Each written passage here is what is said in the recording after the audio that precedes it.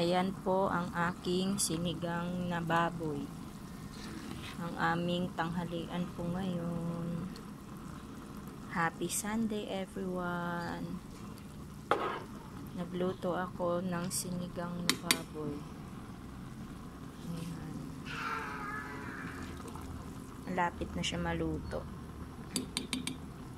Konting kulo-kulo na lang.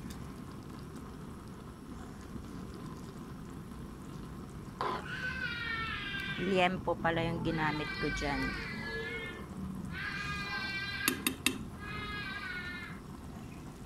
Ayan. Yung gulay niya, okra, sitaw, tsaka kangkong. Ayan lang ang aking gulay. Nilagay ko lang dyan.